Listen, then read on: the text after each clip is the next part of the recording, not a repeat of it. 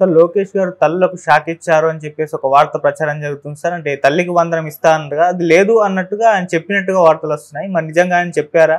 ఎందుకు తల్లికి వందనం ఇయ్యనట్టు చెప్పాడు ఆయన. నేను ఆ స్పీచ్ చూశాను. దీంట్లో ఎమ్మెల్సీ దీంట్లో మండలిలో ఆయన ఒక సభ్యుడు అడిగిన ప్రశ్నకి సమాధానంగా చాలాసేపు మాట్లాడాడు. అందులో ఎసెన్స్ ఏంటంటే నెక్స్ట్ ఇయర్కి ఇస్తాము, ఈ ఇయర్కి లేదు అనేది తేల్చేశాడు. సో ఒక రకంగా తల్లికి ద్రోహం చేశాడని, తల్లికి పంగనామం పెట్టాడని, వెన్నుపోటు పొడిచాడని ఆల్రెడీ విమర్శలు స్టార్ట్ అయినాయి.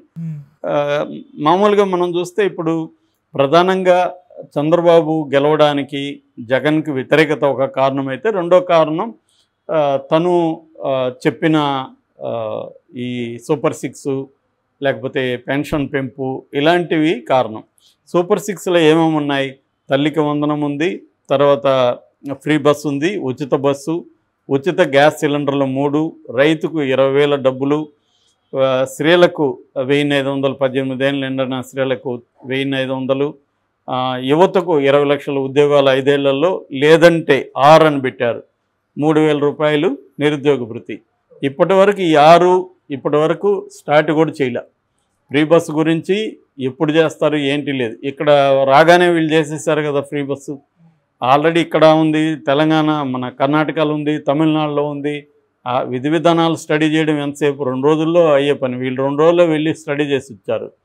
సో అంతకంటే కాంప్లెక్స్ ఏమి లేదు అక్కడ. కానీ దాన్ని వదిలేశారు. ఫ్రీ తర్వాత తల్లికి వందనం, అది మళ్ళీ చెప్తా లాస్ట్లో. ఉచిత గ్యాస్ సిలిండర్లు నిన్ననే ఆయన ఎవరు నాదెండ్ల మనోహర్ ఉచిత గ్యాస్ సిలిండర్లు కూడా ఇప్పుడు లేదని చెప్పేశాడు, అది కూడా ఇవ్వట్లేదు. తర్వాత రైతుకు ఇంకెప్పుడు ఇస్తారు? వర్షాలు కూడా పడిపోయి అయిపోయింది. ఇంకా ఇప్పటివరకు ఏం రైతుకు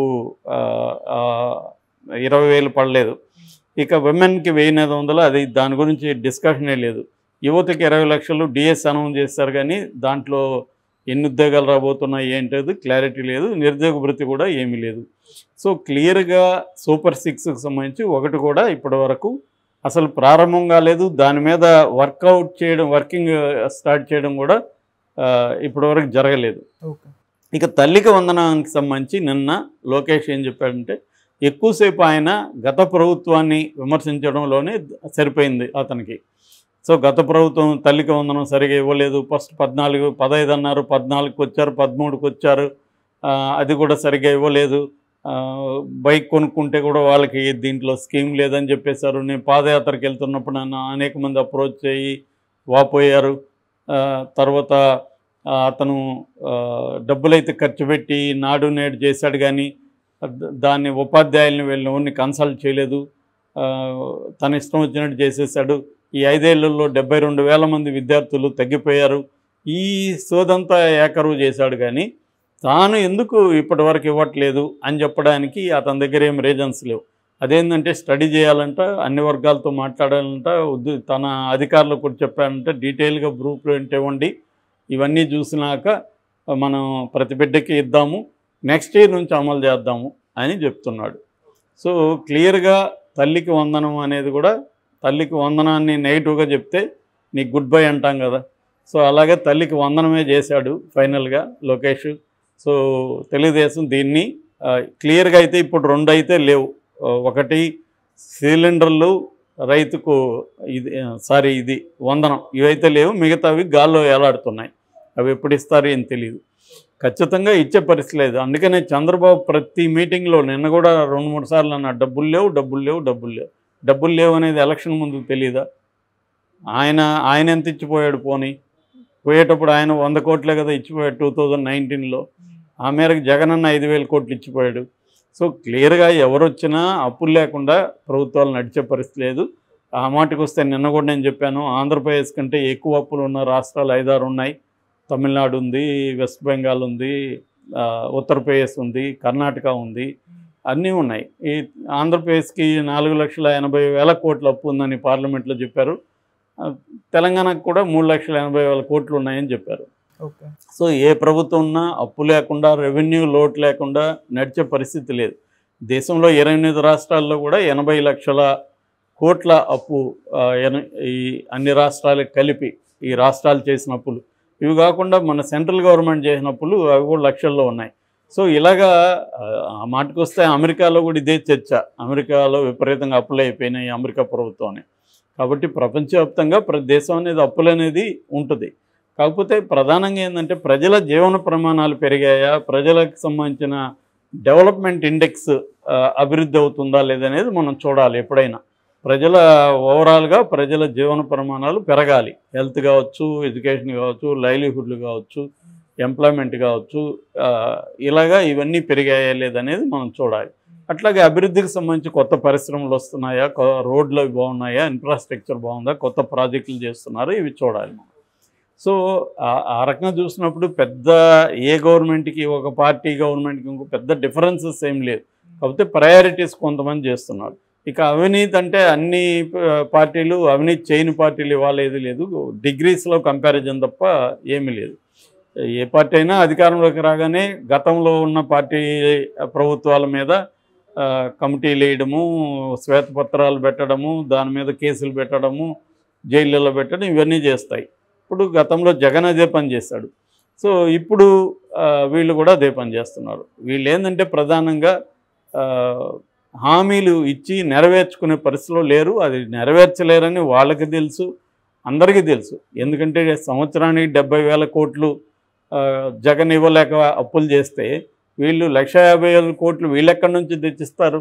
సంపద సృష్టి అన్నాడు, ఇప్పటివరకు ఆ మాట మాట్లాడట్లా. అధికారంలోకి వచ్చినాక అది కూడా పరిశ్రమలు రాకపోవడానికి జగనే కారణం అంటున్నారు. అంటే వీళ్ళు ఇంకా కూడా జగన్ని నిందిస్తూ కూర్చున్నారు తప్ప, సరే జగన్ ఇప్పుడు లోకేష్ చెప్పింది జగన్ గతంలో అమ్మఒడి సరిగా అమలు చేయలేదనే కదా మీకు అధికారం ఇచ్చారు. మరి మీరు బెటర్గా అమలు చేసి చూపించాలి. కానీ 1 ఇయర్ ఎగ్గొట్టేశారు కదా ఆల్రెడీ. దాదాపు 1 కోటి మంది విద్యార్థులకి 1 ఇయర్ ఇవ్వకపోతే వాళ్ళ పరిస్థితి ఏంటి మరి? సో క్లియర్గా ఏంటంటే జగన్ ఒక బూచిగా చూపించి, ఇప్పుడు కూడా జగన్ని నెపంగా చూపించి వీళ్ళ హామీలను ఎగ్గొట్టే కార్యక్రమమే జరుగుతుంది. అయితే చాలామంది చెప్పారు కూడా, తెలుగుదేశం చంద్రబాబు ఇవ్వడు అనేది అందరూ చెప్పారు. కానీ ప్రజలు నమ్మారు ఇస్తారేమో అని. సో ప్రజలు నమ్మిన దానికి మోసపోతున్నారు, అంతకంటే ఏమి లేదు. ఎందుకంటే జగన్ క్లియర్గా నేను ఇవ్వలేను, బడ్జెట్ లేదు, అంత మన రాష్ట్రానికి స్తోమత లేదని క్లియర్గా చెప్పాడు. చంద్రబాబు నేను ఇస్తా అన్నాడు, ఇస్తాడేమో అనుకొని నమ్మారు. ఇక్కడ కూడా అదే కదా జరిగింది, ఇక్కడ అదే జరిగింది, కర్ణాటకలో అదే జరిగింది. కర్ణాటకలో ఇప్పుడు ఇవ్వలేని పరిస్థితి అక్కడ కూడా. ఎక్కడైనా కూడా రాష్ట్ర పరిస్థితి ఏంటి, ఆర్థిక పరిస్థితి ఏంటి, నెక్స్ట్ 5 ఏళ్లలో రాష్ట్ర ఆర్థిక పరిస్థితి ఏ స్థాయిలో ఉంటుంది, ఎన్ని పరిశ్రమలు వచ్చే అవకాశం, పరిశ్రమలు ఎవడు అదేదో సినిమా కాదు కదా, హీరో చిటికేస్తే పరిశ్రమలంతా లైన్లో నిలబడడానికి. దానికి భౌగోళికంగా పరిస్థితులు, ఇప్పుడు హైదరాబాద్కి అన్ని హంగులు ఉన్నాయి. ఇది ఎప్పుడూ 400 ఏళ్ల పైన చరిత్ర ఉన్న సిటీ. రెండోది స్ట్రాటజిక్గా ఇంపార్టెంట్ ఇది. నార్త్ ఇండియన్స్కి బ్రహ్మాండంగా ఉంటుంది, ఫుడ్ కావచ్చు, లాంగ్వేజ్ కావచ్చు, వాళ్ళకి ప్రాబ్లం లేదు, ఇన్ఫ్రాస్ట్రక్చర్ ఉంది, ఎయిర్పోర్ట్, ఇంటర్నేషనల్ ఇవన్నీ ఉన్నాయి. కాబట్టి ఇక్కడ పరిశ్రమలు వస్తాయి. ఇప్పుడు అవన్నీ ఏర్పడడానికి ఆంధ్రప్రదేశ్కి టైం పడుతుంది కదా. సో అక్కడ ఏవి ఉన్నాయి, కోస్టల్ దాదాపు 1000 కిలోమీటర్ల కోస్టల్ ఇది ఉంది, తీరం ప్రాంతం ఉంది, అక్కడ ఏమేమి తీసుకురావచ్చు. దీనికి కేంద్ర ప్రభుత్వం కూడా సపోర్ట్ చేయాలి. కేంద్ర ప్రభుత్వం సపోర్ట్ చేయకుండా చంద్రబాబు ఏం చేయలేడు. సో కేంద్ర ప్రభుత్వం ఏమీ సపోర్ట్ చేసే పరిస్థితి కనిపించట్లేదు. కనిపించినప్పుడు చంద్రబాబు ఏం చేస్తాడు, ఏదో మళ్ళీ జగన్ పోతామని చెప్పు తాచారం చేస్తూ టైంపాస్ చేస్తూ గడిపేయాలి ఈ 5 ఏళ్ళు. ఇదే జరుగుతుంది. మళ్ళీ జగన్ని భూతంలాగా చూపించడం మీడియా అంతా ఇదే పని చేస్తుంది. సో జగన్ అనే భూతాన్ని ఆల్రెడీ ప్రజలు ఓడించేశారు. జగన్ని బుద్ధి చెప్పారు. జగన్ ఇవ్వలేంది నేను ఇస్తానని నువ్వు చెప్పిన దాన్ని నమ్మారు. అది ఇవ్వాలి కదా. ఇవ్వలేనప్పుడు నేను ఇవ్వలేకపోతున్నాను, నేను పొరపాటు చేశానని చెప్పాలి. సో ఇదే ప్రాబ్లం అన్నమాట ఇక్కడ రాజకీయ నాయకులది. గతంలో జగన్ అంతే. జగన్ మద్యపాన నిషేధం అన్నాడు, చేయలేదు. జాబ్ క్యాలెండర్ అన్నారు, చేయలేదు. అట్లాంటివి జగన్ చెప్పిన చాలా హామీలు చేయలేదు.